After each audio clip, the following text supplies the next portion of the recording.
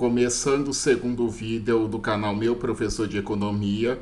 O assunto é sobre a economia brasileira nos próximos 4 anos, durante o governo que se iniciou agora.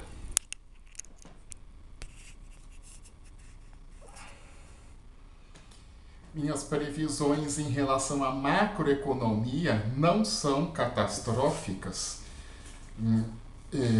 Quando se considera apenas macroeconomia, crescimento do PIB, inflação, balanços de pagamentos, e que é importante lembrar que não existe grandes diferenças entre esquerda e direita em relação a crescimento. O que é certo é que a esquerda defende mais a distribuição de renda, mas em relação a crescimento é possível ver na história do Brasil e de outros países que já teve governos de esquerda que foram bem-sucedidos e fracassados na promoção de crescimento do PIB, e já teve governos de direita que foram bem-sucedidos e também fracassados na promoção do crescimento do PIB. Eu falo isso tanto para responder pessoas de direita, que acham que a direita é campeã do crescimento, quanto até pessoas mesmo de esquerda que não gostam de crescimento, que também acham que a direita é campeã do crescimento.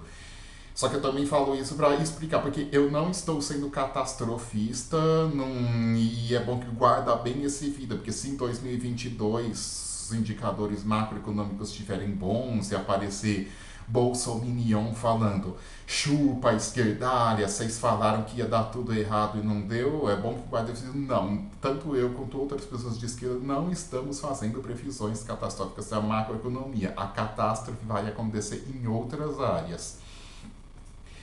Entre 1930 e 1980, o Brasil teve uma das maiores taxas de crescimento do PIB do mundo, em torno de 7% ao ano, e nesse período houve tanto governos apoiados por forças de esquerda, como o segundo governo de Getúlio Vargas e o governo de Juscelino Kubitschek, quanto governos de direita, como o primeiro governo do Getúlio Vargas, do Eurico Gaspar Dutra, do Café Filho, do Jânio Quadros e dos quatro primeiros presidentes militares.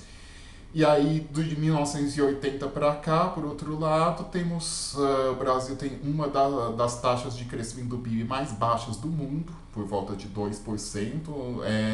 É só um pouquinho maior do que o crescimento demográfico, e nesse período teve vários governos de diferentes orientações, diferentes políticas econômicas, diferentes estratégias de desenvolvimento, e ficamos no crescimento baixo. Tivemos Figueiredo, Sarney, Collor, Itamar, Fernando Henrique, Lula, Dilma e Temer.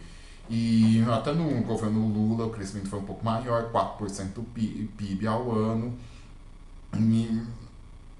Sim, em parte se deve à conjuntura internacional favorável, como bem dizem os maiores críticos do governo do Lula, mas também não só isso. Bom, mas vamos falar para os próximos 4 anos. Eu não acredito que vai começar um novo ciclo de elevado crescimento, mas eu acho que não necessariamente as taxas dos próximos 4 anos serão pífias. Porque aqui vocês podem ver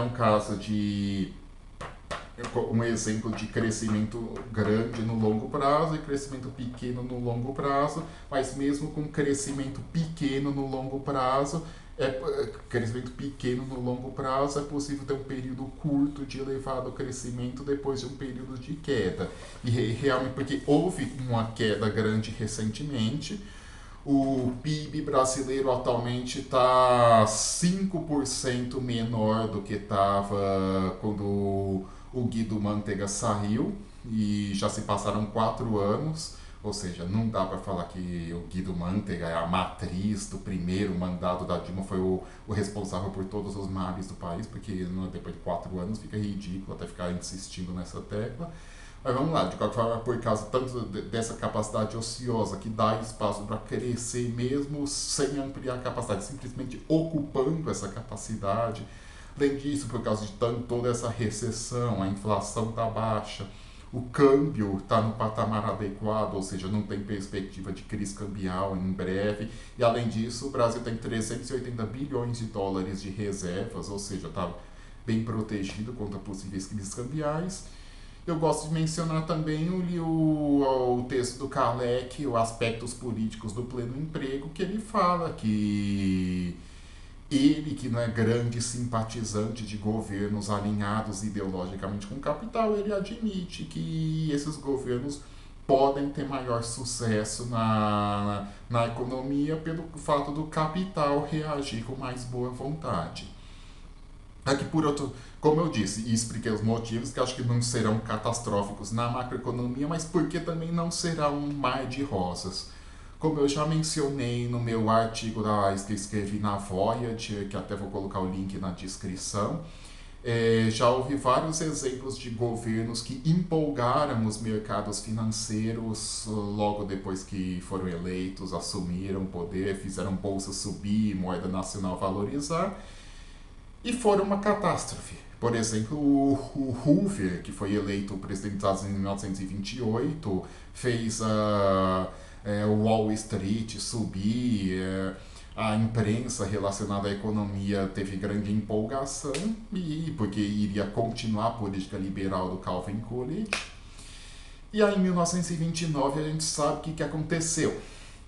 E aí, até como consequência disso, em janeiro de 1933, assumiu vocês sabem quem como chanceler da Alemanha, e isso fez a Bolsa de Berlim subir. Ou seja, o fato do governo fazer bolsa subir não quer dizer que o governo vai ser bom, né? E exemplo mais recente disso no Brasil foi o Collor, em 1989, quando ele foi eleito. Logo no período imediatamente à sua eleição, a bolsa subiu, o dólar caiu, porque o risco Lula tinha passado. Bom, e aí nos 3 anos de governo Collor, não houve um único ano com variação positiva do PIB per capita. E mais recentemente, a gente lembra do Maurício Macri, eleito em 2015 presidente da Argentina. Foi uma grande empolgação nos mercados financeiros, na mídia, e aí a gente está vendo como está a Argentina atualmente. E também outra coisa que eu gostaria de lembrar, que não é só porque a política econômica vai ser liberal que vai apresentar grandes resultados, que como eu disse, de 1980 até aqui, nos quase 40 anos foi um período de baixo crescimento, e esse período incluiu 16 anos consecutivos de política liberal, que foi entre 1990 e 2006, com o Collor, Itamar, Fernando Henrique, primeiro mandato do Lula, quando o ministro era o Palocci. Só que, por outro lado, também acredito que se no primeiro ou no segundo ano os resultados estiverem sendo pífios, não seria impossível ter uma substituição do liberalismo por um keynesianismo de direita, possível até que alguns empresários apoiem, que não estou dizendo que vai voltar a ter direito trabalhista, vai voltar a ter investimento no social, mas pode voltar a ter mais isenção fiscal, crédito subsidiado, obras, investimentos militares, corte de imposto para os ricos. E sobre quem vai comandar a economia, o Paulo Guedes. Tem que lembrar que ele é uma pessoa de outro tempo, é de Chicago dos anos 70, que atualmente não é mais mainstream nem para o FMI e para o Banco Mundial, e nem mesmo para Chicago dos dias atuais. Ou seja, o Brasil vai ter uma equipe econômica mais realista do que o rei, e a experiência de formados em Chicago comandando a economia na América Latina mais conhecida é a do Chile, durante o regime Pinochet. A gente costuma ler a história do Chile durante aquele regime como exemplo de sucesso na economia, mas esse sucesso realmente só veio depois de 1983, quando os Chicago Boys foram embora e foram substituídos por formados em Yale ou em Harvard, que tinham uma visão menos dogmática e mais pragmática. E por fim, eu acho assim, falando em poucas palavras, na macroeconomia, em termos de crescimento, inflação e balanço de pagamentos, esse governo não será catastrófico, mas poderá ser catastrófico para os pobres, porque pode a economia ir bem, mas o povo ir mal. E esse governo já sinalizou não ter nenhuma preocupação em relação aos pobres. Em vez de aumentar o salário mínimo para 1.006, vai aumentar para 998.